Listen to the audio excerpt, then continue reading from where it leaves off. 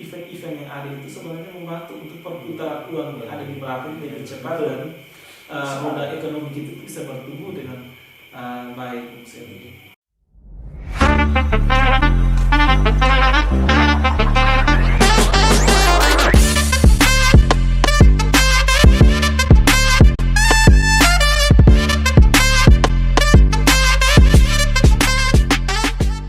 Bung Unci, selamat datang.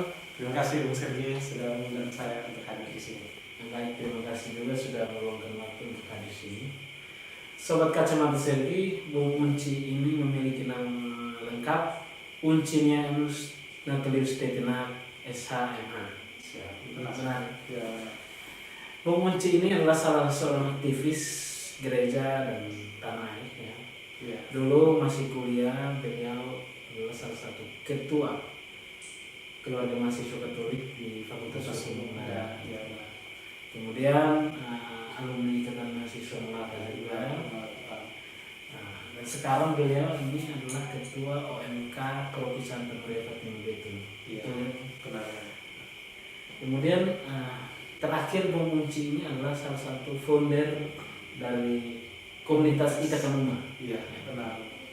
Jadi Bung, malam hari ini saya mengajak Bung untuk kita sedikit berdiskusi berkaitan dengan komunitas Itakan Uma yang Bung sebagai salah satu pendirinya atau foundernya. Jadi Bung bisa bercerita kira-kira komunitas ini arah-arahnya kemana? Baik, terima kasih Bung Sergi. Jadi komunitas Itakan Uma ini adalah sebuah komunitas yang bergerak di bidang literasi dan pengembangan minat dan bakat anak. Untuk gerakan literasi sendiri, kita sudah dirikan 2 rumah baca. Yang pertama itu rumah baca Itakan Uma Larang. Itu kegiatan belajar mengajarnya setiap hari Rabu dan Kamis. Kemudian yang kedua itu rumah baca Itakan Uma Meretahan, yang kegiatan belajar mengajarnya setiap hari Senin dan hari Selasa. Sedangkan untuk pengembangan minat dan bakat anak, itu kita komunitas Itakan Uma berusaha untuk selalu memberikan ruang kepada anak-anak kita untuk bisa mengekspresikan diri. Nah, giat-giat itu mungkin tentu saja Bung Sergi mengalami dan saya juga mengalami.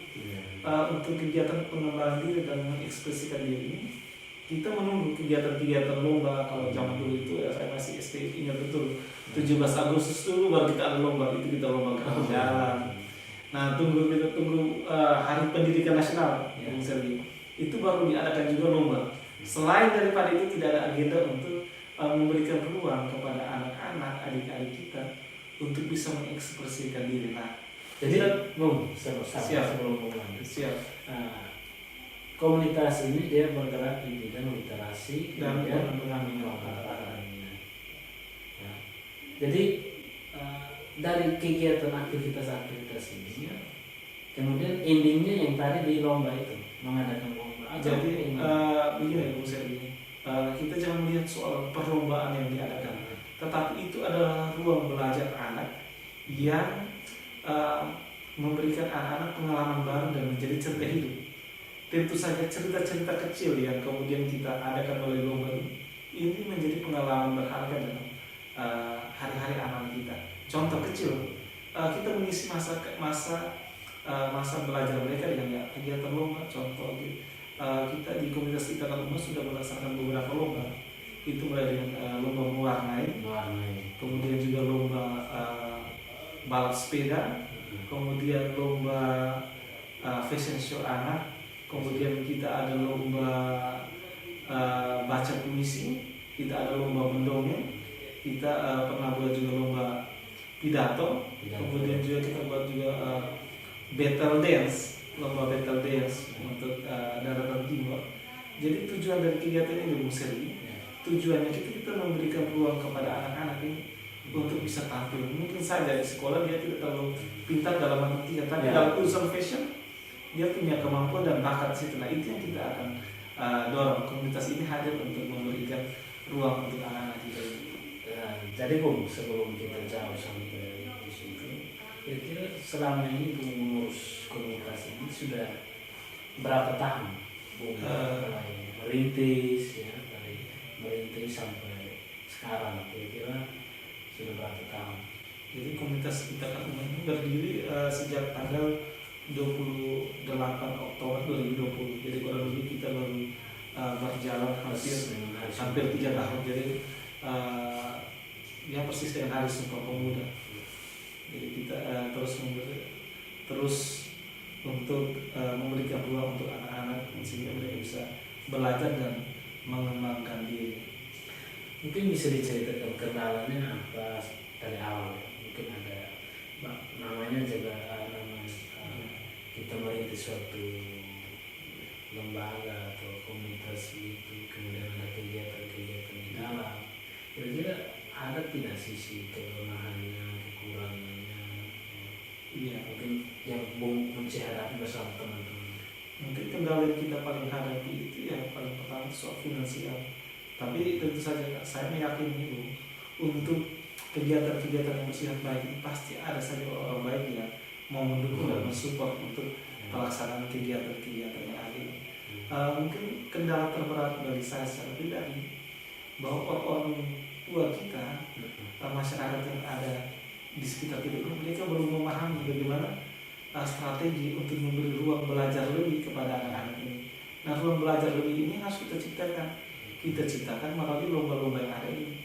Karena ini menjadi cerita dan bakal hidup yang bagi saya itu tidak akan berkesudahan. Ya. Karena ketika masa anak-anak mereka sudah lewat, maka otomatis itu tidak ada lagi cerita yang bisa mereka buat. Nah, ini kita komunitas kita ini hadir untuk kemudian kita juga membantu pemerintah mengisi kekosongan yang ada ini. Iya. Jadi ya kita sama pemerintah ya kita saling melengkapi sinergi lah. Soal bagaimana kita terus memupuk anak-anak Melaka itu terus punya ruang ekspresi yang bagus, kemudian punya ruang untuk belajar lebih lagi, kemudian punya ruang untuk bisa menjadi diri sendiri. Nah, kalau komunitas kita hadirkan hal-hal seperti itu, Bu. Jadi Bung, sebelum kita lanjut, tadi Bung sampai mengatakan bahwa salah satu aktivitas dari komunitas ini pengembangan minat dan bakat khususnya di fashion show. Saya dengar dari komunitas ini pernah mengorbitkan salah satu putri terbaik dari Kabupaten Melaka itu sendiri. Mungkin bisa diceritakan siapa? Oke, terima kasih Bung Sergei. Jadi mungkin hampir sebagian masyarakat Malaka sudah kenal tahu siapa itu Maria Innocentia Nikensera. Dia merupakan salah satu pegiat yang ada di dalam komunitas Itakan Umat juga dan merupakan Miss Asia Global tahun 2022.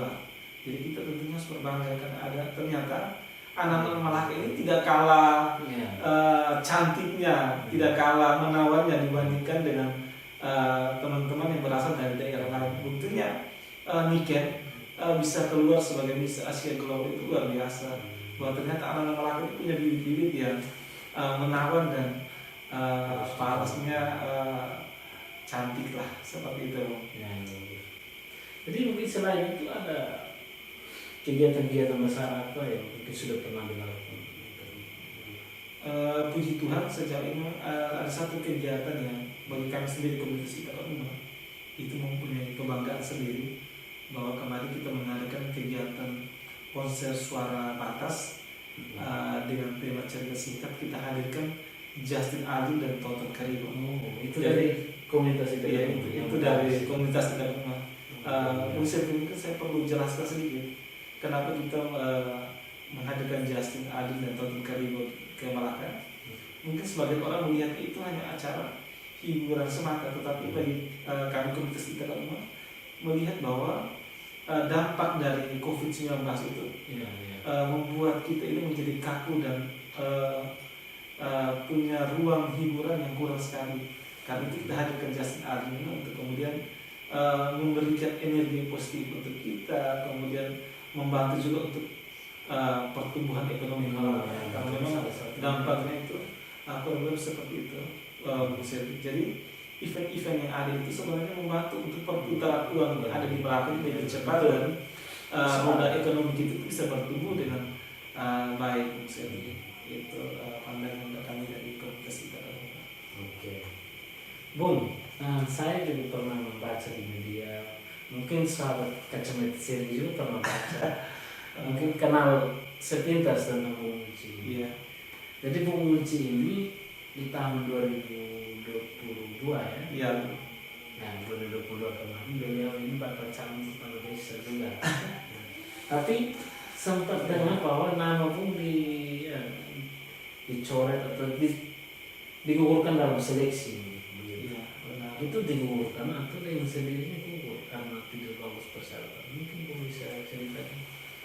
Oke, Bung Serdi. Tentunya dinamika dalam politik itu sangat dinamis dan tentunya banyak kepentingan-kepentingan yang ada di dalamnya. Kalau kita mengacu pada peraturan bupati yang ada terkait dengan pembobotan calon kepala desa untuk menilai apakah kepala desa ini berkualitas atau tidak, apakah berbobot atau tidak, seharusnya saya bukan menyombongkan diri ya Bung Serdi, tapi seharusnya berdasarkan kriteria itu harusnya diloloskan, harusnya. Tetapi berdasarkan informasi-informasi yang saya kumpulkan dari orang-orang yang berada di birokrasi, orang-orang yang kemudian juga terlibat dalam kepanitiaan, ternyata informasi yang saya kumpulkan itu bahwa saya ini ternyata digugurkan karena bisa saja saya menilai bahwa ada kepentingan di situ yang kemudian ada yang mungkin saja saudara jadi ikut calon, ada yang mungkin keluarga ikut calon, ada yang mungkin tim sukses juga ikut calon, akhirnya untuk mengamankan diri untuk kepentingan politik ke depan, akhirnya saya motifnya harus digugurkan atau dikorbankan seperti itu. Tapi begini Bung, ini kan seorang magister hukum. Tapi kenapa kepala desa yang dipilih untuk menjadi salah satu niat dari Bung Munci sendiri? Kenapa harus kepala desa, bukan yang lain? Oh iya, saya mengerti maksud Bung Serdi. Jadi Bung Serdi, saya cerita sedikit bahwa cita-cita saya adalah mau jadi kepala desa. Saya tidak pernah bermimpi atau bercita-cita lebih daripada itu. Dari kecil saya kepengen sekali jadi kepala desa. Semakin berjalannya waktu saya belajar banyak hal, dan salah satu tokoh yang menginspirasi saya itu Bapak Basuki Cahayapurnama, Ahok, mantan gubernur DKI Jakarta. Beliau pernah mengatakan seperti ini, kalau kita jadi orang baik, kita hanya bisa bantu satu atau dua orang saja. Tetapi kalau kita berada dalam lingkup kekuasaan eksekutif, kita punya kewenangan, kita punya kekuatan, kita punya energi, kita bisa bantu lebih banyak orang. Nah, makanya saya merasakan betul bahwa ruang untuk membantu masyarakat itu adalah ruangnya ada di dalam desa, karena setiap hari urusan-urusan masyarakat itu akan bersentuhan langsung dengan pemerintahan desa, apalagi ditambah dengan alokasi dana desa yang begitu besar. Seharusnya kebutuhan, keterbatasan yang ada di dalam masyarakat itu tentunya bisa diatasi oleh pemerintahan desa. Makanya saya bercita-cita dan kepengen sekali jadi kepala desa, tapi saya kemarin gugur dalam pencalonan. Sahabat kacamata seri, sayang sekali ya orang yang punya kemampuan kemudian ya dia digugurkan karena pembobotan nilai. Itu memang secara pribadi kita turut empati soalnya. Iya. Jadi Bung Munci tadi Bung sudah menceritakan berbagai aktivitas, mulai dari dulu mahasiswa dan sekarang mendirikan komunitas Itakan Umat, dan juga sempat berniat jadi kepala desa. Namun gagal. Kira-kira prospek apa ke depan untuk Bung Munci sendiri secara pribadi maupun komunitas? Yang paling pertama, kita komunitas Itakan Umat akan menyelesaikan beberapa progres dan rencana kita untuk tahun ini. Itu soal pendirian 15 rumah baca di setiap desa. Kita lagi itu prospek dan kerja keras kami untuk tahun ini, yang pertama. Kemudian yang kedua, sudah hampir 3 bulan saya bergabung dengan teman-teman di Partai Amanat Nasional. Partai PAN. Jadi sudah bergabung di Partai PAN. Partai PAN.